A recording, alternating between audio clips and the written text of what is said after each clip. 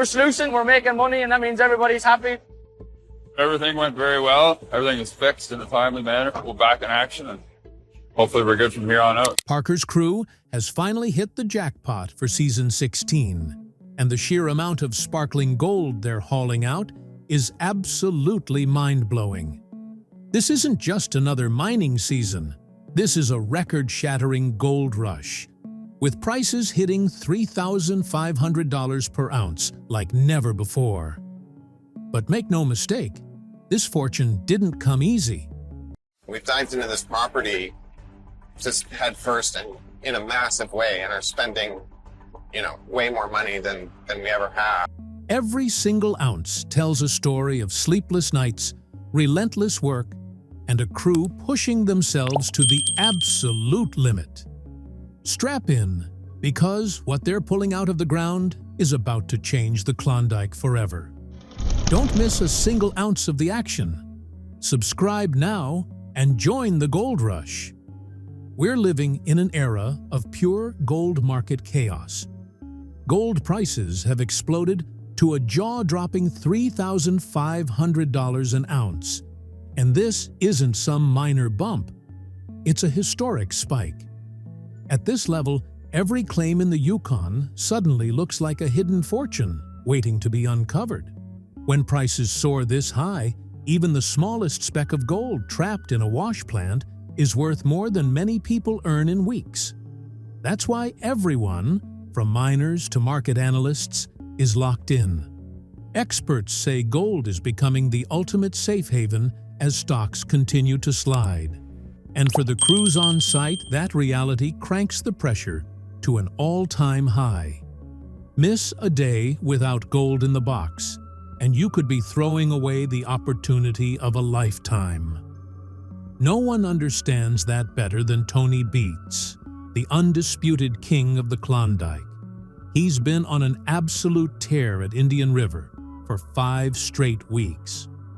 With gold prices breaking records, Tony knows there's no better moment than right now to keep the sluices running non-stop. His season kicked off at lightning speed, and his mindset is simple. Keep washing and don't slow down. He's aiming for a massive 6,500-ounce season, and he's already locked in 775 ounces. That's an incredible head start and proof of just how much wealth is buried beneath that frozen ground. Tony is betting big on early season production to cash in while prices are still sky high. He even admits that the numbers make him uneasy. They're so high, they almost don't feel real. But Indian River is his main source of income right now, which means the operation has to run around the clock. The amount of money flowing through these remote mining sites is almost impossible to comprehend. Without question, this is the most profitable season opening the Yukon has ever seen. Still, with this much money at stake, everything can unravel in an instant. Meanwhile, over at Dominion, Parker Schnabel is making the boldest move of his career. He needs to pull at least 100 ounces in just 3 days to prove that his massive investment in this new ground wasn't a mistake. To do that, he fires up the wash plant known as Sulfur on the legendary Golden Mile for the first time this season. This stretch of ground has a reputation for hiding serious riches, and if the plant runs clean, Parker believes it could deliver as much as 3,500 ounces on its own. Seeing Sulfur come to life here is something Parker once thought might never happen. But the ground looks promising as material starts feeding into the plant. What most people never see is the insane amount of work it takes to move and set up a wash plant on brand new ground. After 3 intense days of nonstop sluicing, the crew gathers for the moment of truth. As the gold is weighed, the numbers keep climbing. 100 ounces, then 120, finally stopping at 125.8 ounces. At current prices, that small pile of gold is worth more than $440,000, earned in just 72 hours. Parker can't hide his relief. This result puts the crew in a far stronger position than they were at the same point last season.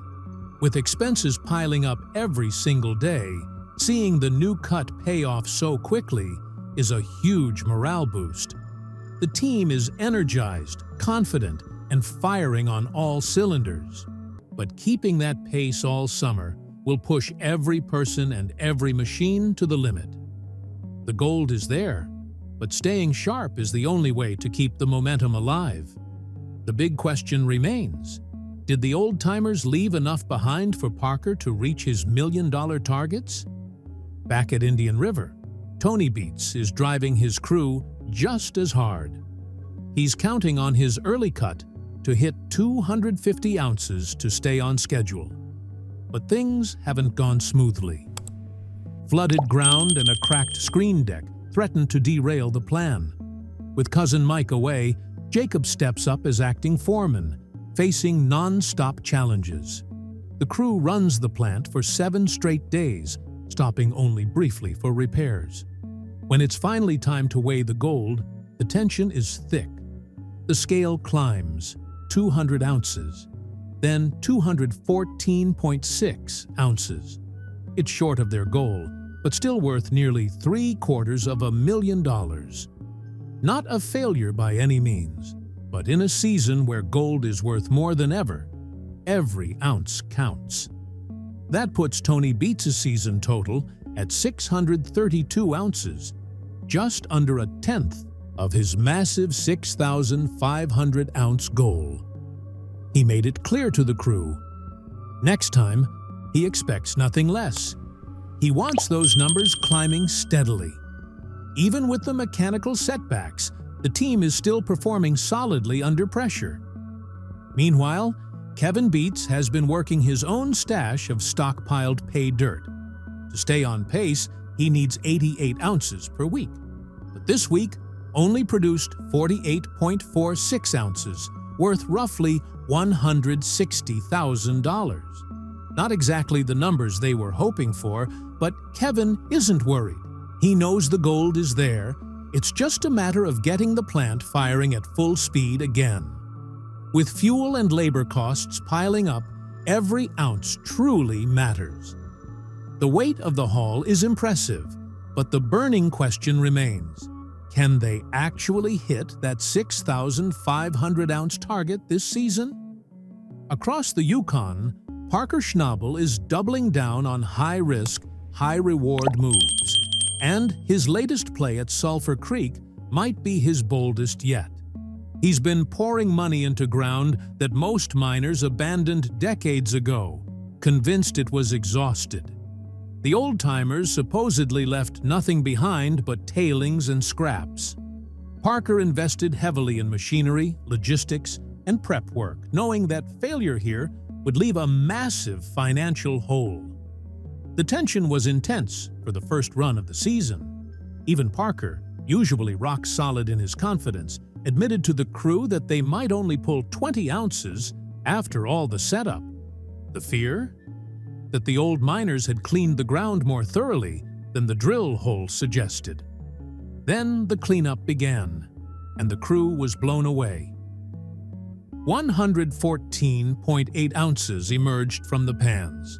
For ground that was supposed to be long worked out, this was phenomenal.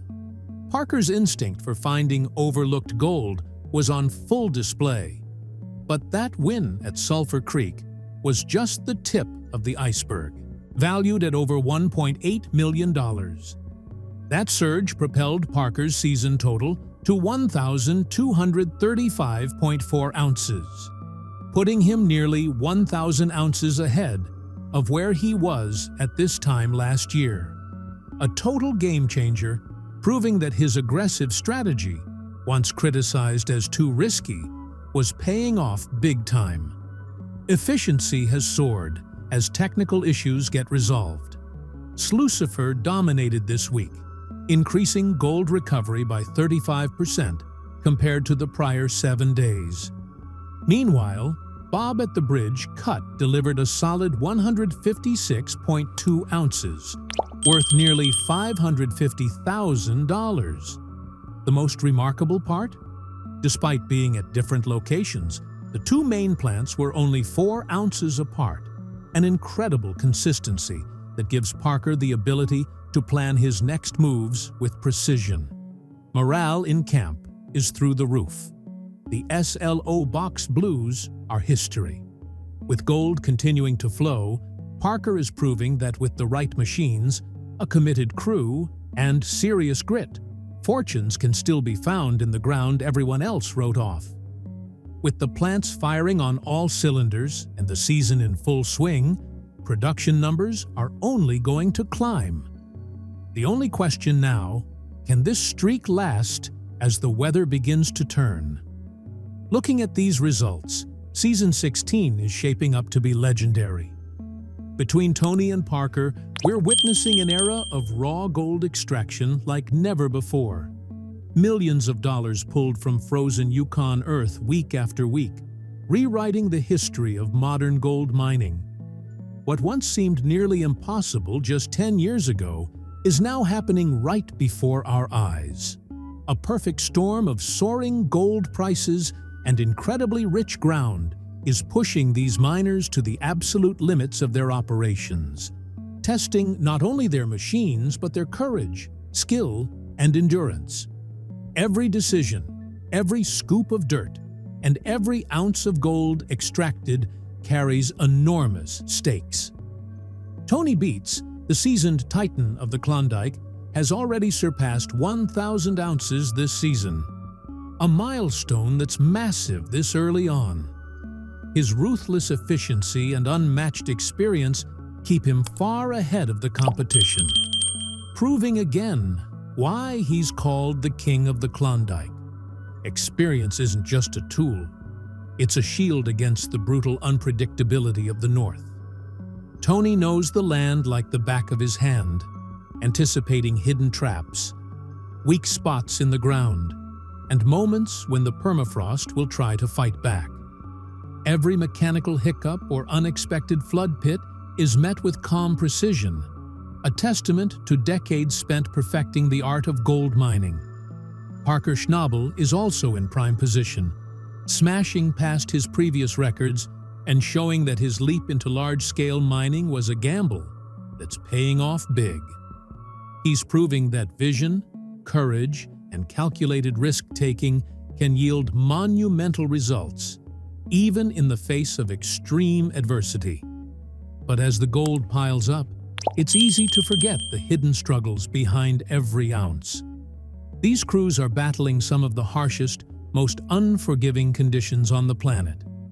Broken machinery that costs a fortune to fix, flooded mine pits that erase weeks of progress, freezing temperatures that turn the ground to concrete, and the constant suffocating pressure of multi-million-dollar overheads all combine into a high-stakes environment where one misstep could cost millions.